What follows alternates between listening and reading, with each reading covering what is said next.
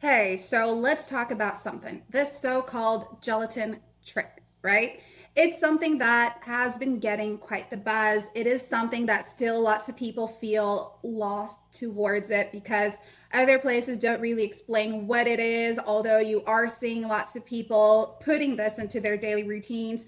And I am just here to clear up the air, okay? I want you to fully understand what this gelatin trick is before you start with it. So, on that note, let me just tell you guys. All right, gelatin trick, right? It is a daily habit. It's a daily habit that you incorporate into your routine. Now, the beauty behind the gelatin trick is how easy it is to make it and with ingredients you have around your household. So, the gelatin trick is actually it's this daily thing where you're going to start to feel lighter on your feet. It's something that's going to bring back the energy you've somehow lost and I don't know, make you happier, you know?